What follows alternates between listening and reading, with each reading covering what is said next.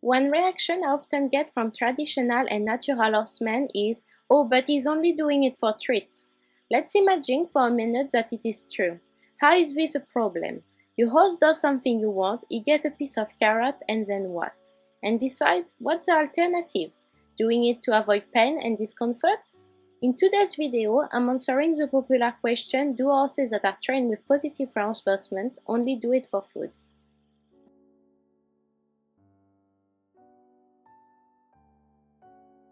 Let's get this one out of the way first.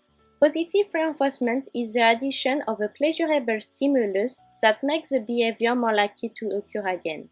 Treats are pleasurable to horses, but so are many other things. One reinforcer I use a lot in my training are scratches. It can be difficult when you come from a traditional or natural horsemanship background to understand that you can influence your horse behavior with scratches, without the need to add any pressure whatsoever. But it is possible and actually not so complicated.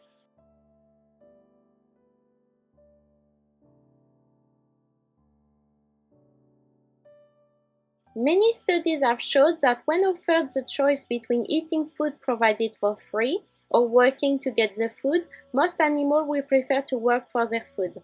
This is known as contra-free loading and proves that in training, horses do not only value the food but also value performing species-typical responses.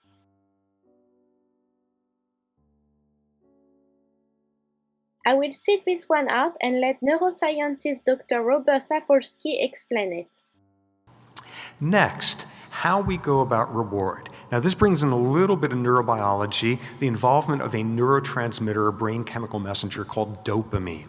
Dopamine is all about reward. You do not want your brain to run out of dopamine or else you will become clinically depressed.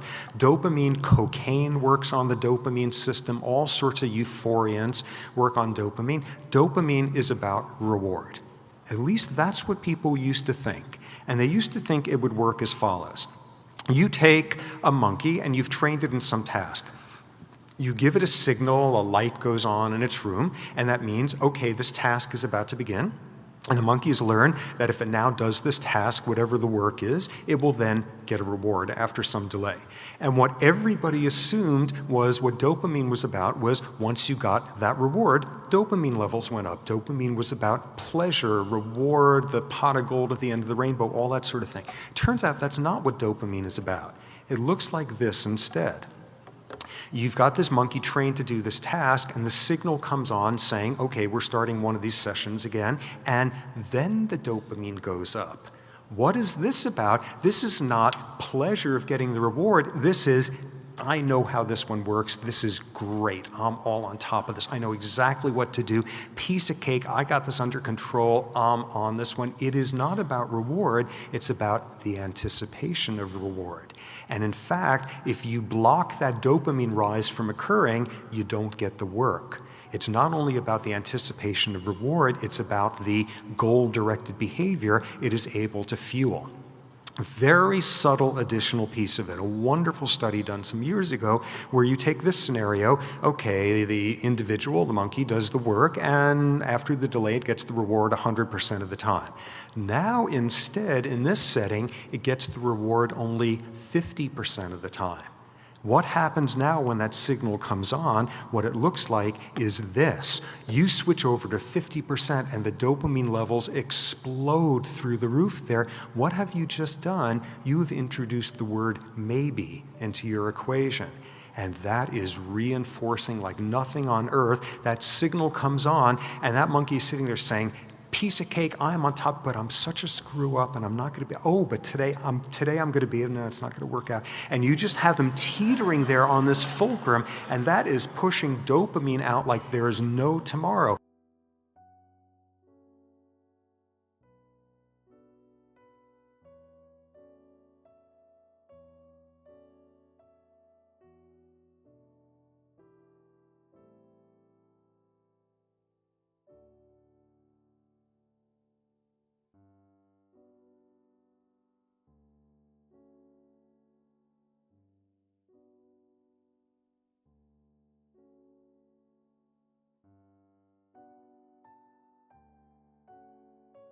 So now we are walking in the forest at Liberty.